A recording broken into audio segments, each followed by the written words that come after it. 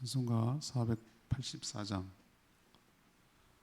484장 부르고 6월 2일 화요일 아침 기도에 시작하겠습니다. 찬송가 484장입니다. 내 맘의 주여 소망 되소서. 484장입니다.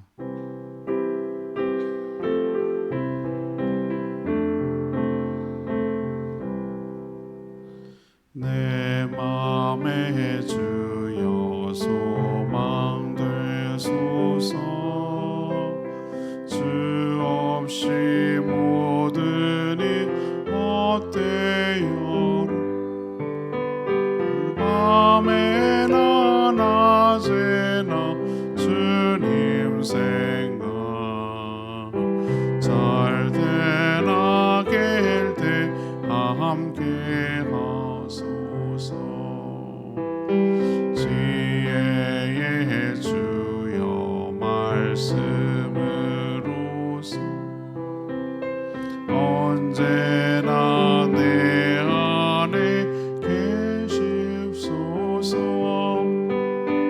주는 내 아버지 나는 생각 주 안에 내가 늘 함께하네. 세상의 영광 나의 안 보여도 언제나 주님은 나의 기여. 주는 내 맘에 계시오니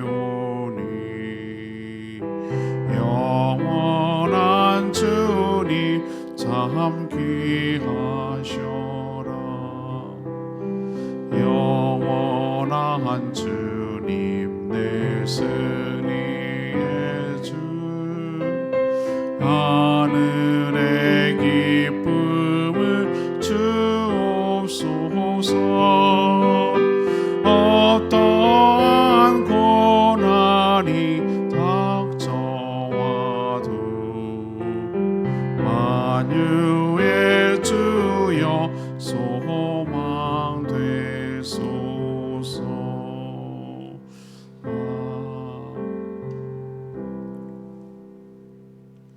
찬양집 187장입니다. 찬양집 187장 주 임재 안에서 187장입니다.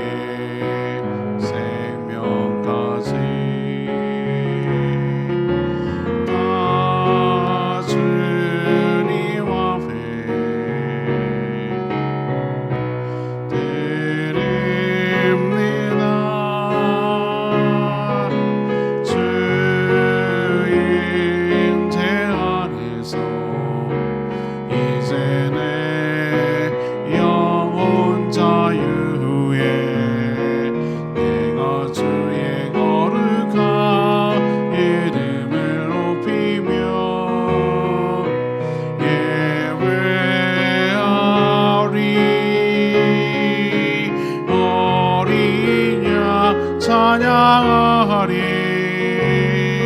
내 평생 그 하나로 충분해요. 어린 양 찬양하리. 내가 주의 임재 안에서.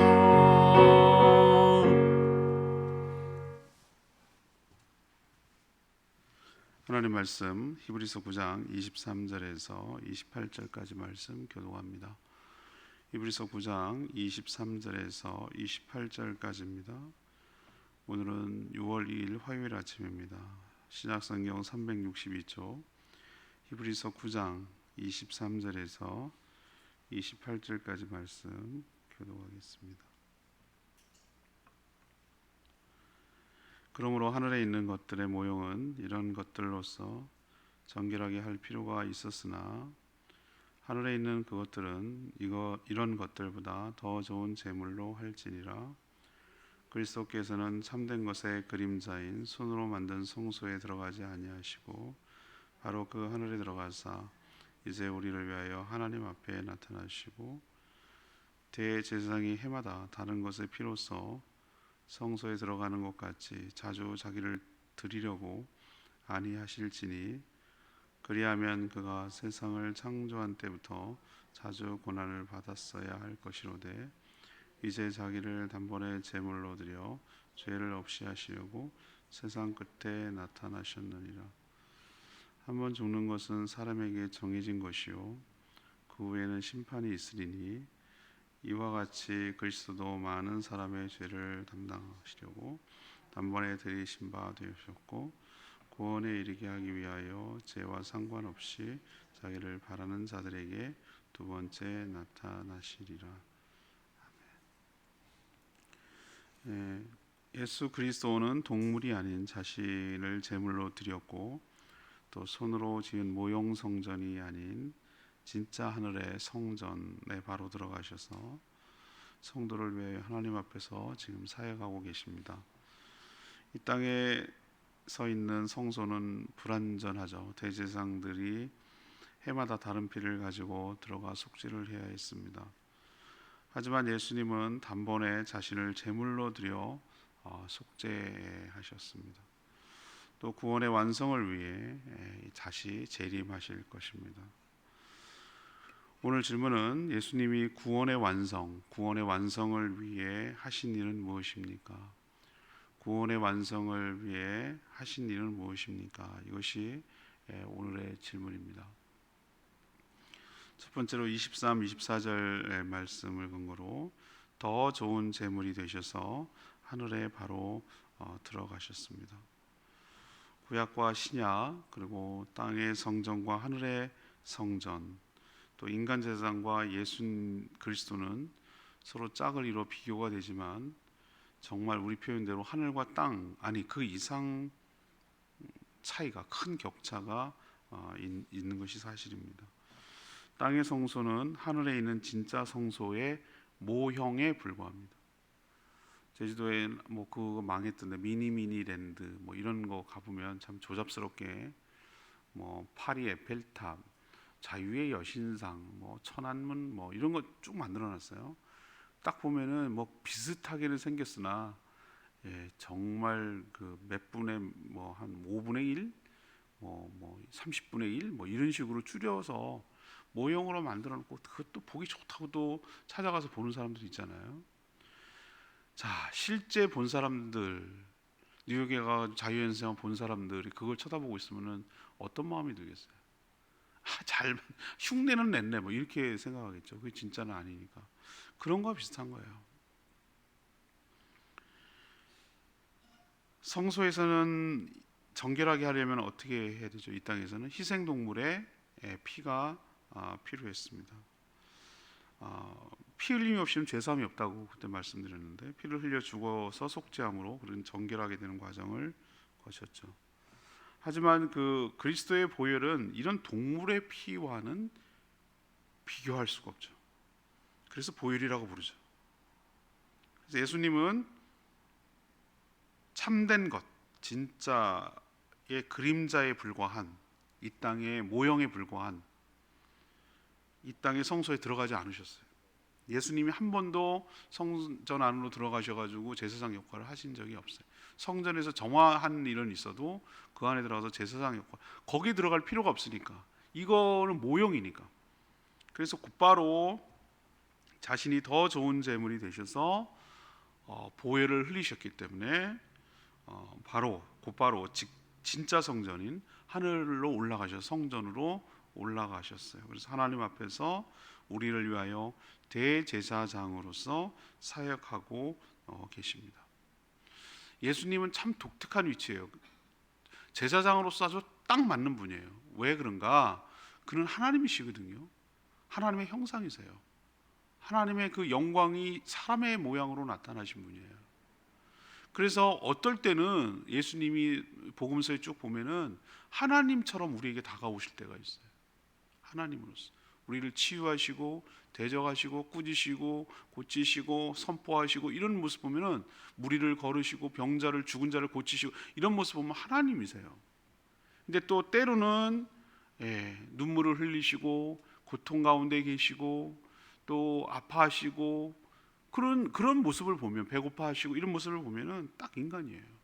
그분은 온전한 하나님이시고 또 동시에 온전한 사람이십니다. 그래서 이쪽 입장 저쪽 입장을 충분히 이해를 하고 양쪽을 중재하고 중보하고 화해하고 하나 되도록 화목하도록 그렇게 이끌 수 있는 최적격의 대제사장 되시는 거예요.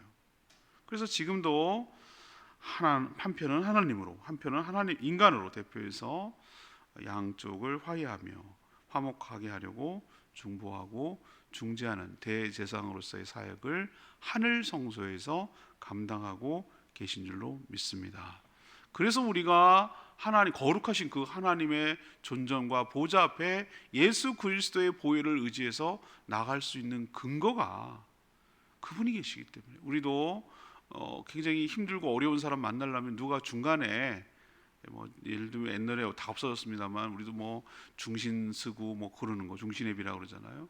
또 무슨 부동산을 하려면은 중개업자가 필요하고 소개팅을 하려도 소개해 주는 사람 필요하잖아요. 양쪽에 그런 것처럼 누가 있어야 다리도 놓고 누가 있어야 대화도 부드럽고 누가 있어야 불편한 얘기도 서로 할 수 있고 이런 거 아니겠어요, 그렇죠? 이렇게 서로 할 수 있게 한 근거 그것은 바로 더 좋은 제물이 되셔서 하늘에 바로 들어가신 예수님 때문인 줄로 믿습니다. 두 번째 얘기는 25절 26절 말씀인데요. 자신을 단번에 제물로 드려서 죄를 없이 하신 것이죠. 이것이 바로 구원의 완성을 위해서 하신 큰 일 중에 하나예요. 하늘 성전의 모형이자 그림자에 불과한 이 땅의 성전에서는 인간 대제사장이 해마다 다른 희생 제물의 피를 들고 성소에 들어가야 했습니다. 그것도 1년에 한 번 딱 대속죄일이라고 하는 그날만 들어갈 수가 있어요. 1년 전에 드렸던 피 남은 거 갖고 드릴 수가 없어요. 그냥 그걸로 끝이에요. 해마다 다른 희생 동물이 죽어야 되고 다른 피가 가지고 갔어야 해요. 반복했어야 돼요. 하지만 예수 그리스도는 그렇게 하실 필요가 없습니다. 희생 제물의 피와는 비교할 수 없는 자신을 제물로 드려 보혈을 흘리셨기 때문이에요. 오늘 표현에 뭐라고 했습니까? 딱 한 번, 단번에 단박에 자신을 드려 하나님의 모든 공의를 만족시키셨고 인간이 저지른 모든 죄와 허물을 다 없이 하신 줄로 압니다. 그래서 인간 제사장처럼 해마다 반복적으로 다른 희생동물의 피를 가지고 성소에 들어가 속죄할 필요가 없어졌어요. 그거와는 비교가 안 되기 때문에 한 번으로 필요 충분해요. 수학에서 필요 조건, 충분 조건 이런 얘기하는데 예수님의 피는 속죄하는데 구원하는데 필요 충분 조건이에요. 그걸로 충분해요. 더 이상의 더 무언가가 필요한 것이 없어요. 만약에 예수 그리스도의 보혈이 불완전하고 부족했다면 예수님은 한 번만 십자가에서 고난을 받아야 되는 게 아니라 창조 때부터 여러 번 자주 고난을 받고 죽으셔야 했을 거예요. 그렇지 않고 딱 한 번 십자가에서 죽으셔서 보혈을 흘리셨다는 얘기는 다 이루었다라고 말하시는 이유는 그것으로 뭐하기 때문에 하나님이 받으실 만한 공의를 만족시킬 만한 충분한 속죄 보혈이 됐기 때문에 더 이상의 희생 동물 희생의 피가 필요 없다는 겁니다. 그 피를 힘입어 우리의 허물과 죄가 깨끗하게 되었고 다시 동물을 희생제물의 피를 가지고 제사를 드려 하나님께 나갈 필요가 없게 된 줄로 믿습니다. 그래서 우리가 예수 그리스도를 의지하고 예수 그리스도의 이름으로 기도하고 예수 그리스도를 찬양하고 예수님을 통하여 내가 길과 진리와 생명 되신다는 그 예수님을 통하여 하나님께 나아갈 때 우리를 받아주시고 우리의 허물과 죄악을 깨끗하게 용서하여 주실 줄로 믿습니다. 이것이 바로 구원의 완성을 위해서 우리를 위해 한 일이에요.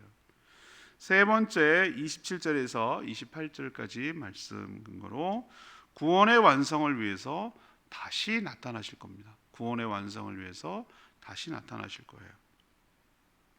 타락한 인간은 반드시 죽고요. 그 후에는 심판이 있다고 오늘 얘기를 하고 있어요. 맞죠? 구원은 죄에 대한 해결과 죽음에 대한 해결로 완결됩니다. 예수 그리스도는 많은 사람들의 죄를 담당하시려고 십자가에서 보혈을 흘려 죽으심으로 자신을 단번에 드리셨습니다. 이제 죄를 지어 죽을 수밖에 없는 인간이 받을 심판을 위해 이 땅에 다시 오실 것입니다. 구원의 완성을 간절히 고대하는 그 모든 성도들의 소망대로 이 땅에 다시 오셔서 선과 악, 의인과 죄인을 구분하시고 또 불신으로 거역한 모든 죄인들을 악한 귀신과 사단 마귀와 함께 지옥 형벌에 처하게 하실 줄로 믿습니다. 대신 죄로 죽을 수밖에 없었던 인간들, 이 믿는 성도들은 부활의 몸을 입혀서 그렇게 예비하시고 고대했던 천국으로 인도하실 줄로 믿습니다. 이 일까지 다 하셔야 우리 구원이 다 마무리되고 완성되는 것이에요. 지금 성도는 딱 이 중간에 있어요. 구원은 받았지만 부활의 몸을 입지 못했고 천국으로 인도받지 못했어요. 그러기 위해서 예수님은 다시 오셔야 돼요. 재림하셔야 우리가 공중 들림을 받고 부활의 몸을 입고 천국으로 인도함을 받게 될 줄로 믿습니다. 주의 사함은 받았지만 구원은 완성된 건 아니에요. 그날을 우리는 뭐 하고 있습니까? 간절히 기다리고 살고 있는 것이죠. 예수님이 다시 오시는 것, 이것이 바로 구원의 완성을 위해서 꼭 반드시 있어야 될, 해야 할 일인 줄로 압니다. 레마의 말씀이 27절 말씀, 한 번 죽는 것은 사람에게 정해진 것이요 그 후에는 심판이 있으리니. 모든 인간이 예외 없이 다 죽는다는 것, 이것은 모든 인간이 죄인이라는 증거입니다. 그렇죠? 예. 안 죽는 사람 없잖아요. 그게 바로 우리가 인간이 죄인이라는 증거예요. 창세기에 너는 흙이니 흙으로 돌아갈지니라 하시니까. 죄인들이 착각하는 것이 있는데 죽으면 그것으로 끝이라고 생각해요. 안 믿는 사람들 특징이 뭔지 아십니까? 죽으면 끝이라. 그리고 나름 이제 생각하는 게 여러 가지 윤회살, 좋은 걸로 태어난다, 뭐 이런 식으로 생각을 하는 거예요. 천만의 말씀이에요. 죽으면 그 뒤에 살아온 모든 것에 대한 심판이 기다리고 있는 줄로 압니다. 죽는 것도 예외가 없듯이 심판도 예외가 없어요. 누구나 다 심판을 받아요. 심판의 기준은 딱 하나예요. 우리는 다 죄인이라서 다 죽어요. 근데 어떻게 구원을 받느냐? 딱 하나예요. 믿음을 보시는 거예요. 믿음이 뭐냐? 믿음이 어려우니까. 믿음이 뭐 어떻게 하는 게 믿는 거냐? 예수님, 그 하나님 딱 한 가지 보기로 했어요. 영접하는 자, 곧 그 이름을 믿는 거예요. 이렇게 쉽게 바꿔놓은 것을 설명을 해줬어야 되는 거예요. 예수님을 믿는 게 뭔 건지 어떻게 하는 건지 몰라요, 사람들이. 예수님을 영접하는 게 예수님을 믿는 거예요. 하나님은 그렇게 규정하셨어요. 그분을 환영하고 내 안으로 모시고 인정하고 나의 주님으로, 나의 구세주로 모시고 인정하고 받아들이고 영접하고 환영하는 것, 이게 그를 믿는 거예요. 그렇게 한 자는 영생에 들어가지만 거절하고 박대하고 이런 자는 영벌에 처해지는 겁니다. 이게 억울한가요? 원래 다 죽어야 되는데? 이래서 은혜죠. 뭐가 억울해요? 우리에게 기회를 주는데, 우리 보고 뭐 돈을 내라고 그랬어요, 무슨 얼마를 뭐 해야 된다고 그랬어요, 뭘 하라고 그랬어요? 영접하면 된다는 거 아니에요? 이렇게 쉬운 것도 못하면은 그건 어떻게 하라는 거예요? 불신은 그게 가장 큰 죄입니다. 불신의 죄로 죽는 것이, 이게 하나님의 공의로운 심판인 것을 또 한 번 확인합니다. 오늘 질문으로 돌아가면, 예수님이 구원의 완성을 위해서 하신 일이 무엇이냐, 이게 오늘의 질문인데요. 첫 번째로 뭘 하셨다고요?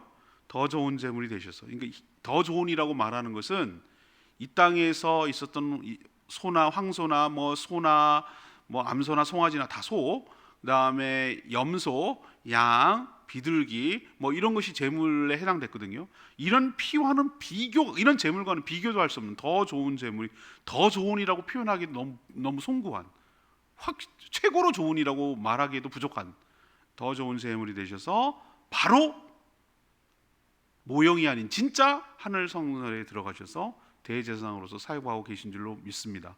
우리를 위해서, 또 두 번째, 자신을 드려서 단번에 제물로 드려서 우리의 모든 죄를 다 속죄하신 줄로 믿습니다.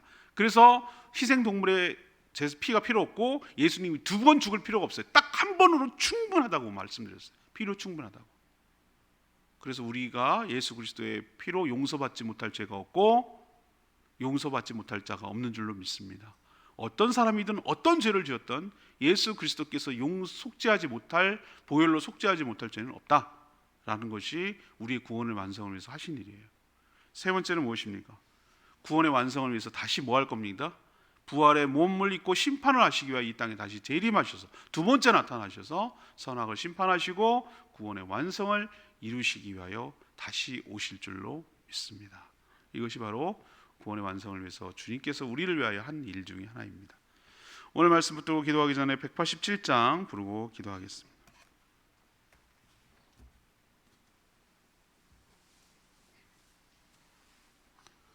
찬양지 187장입니다.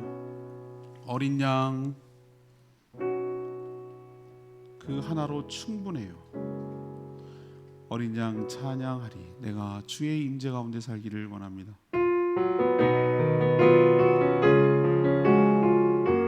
내 모든 것, 내 모든 것, 나의 생명까지 다 주님 앞에 드립니다.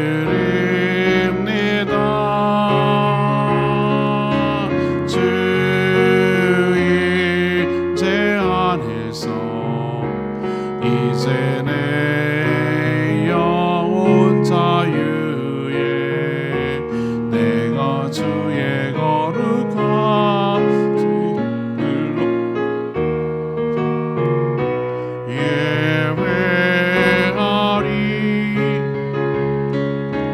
어린 양 찬양하리.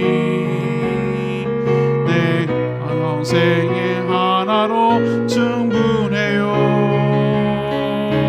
어린 양 찬양하리. 내 주의 임재 안에서.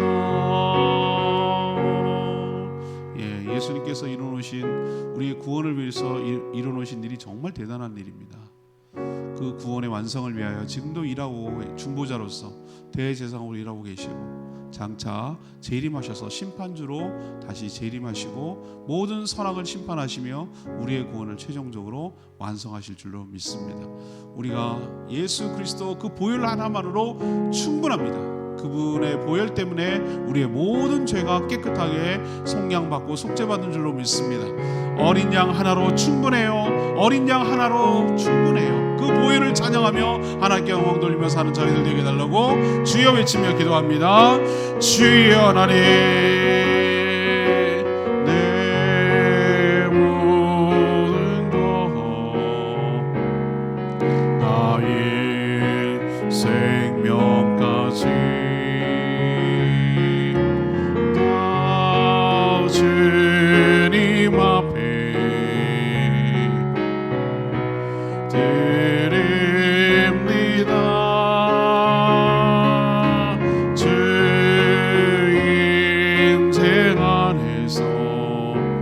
이제 내 영혼 자유에 내가 주의 거룩한 이름을 높이며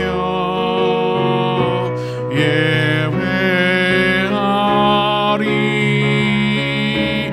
어린 양 찬양하리. 내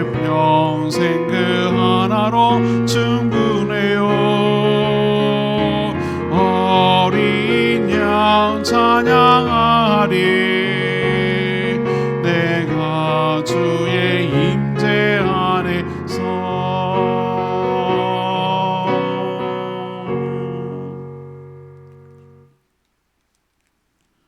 하나님 예수 그리스도께서 우리의 구원의 완성을 위해 놀라운 일을 하셨음을 믿고 고백합니다.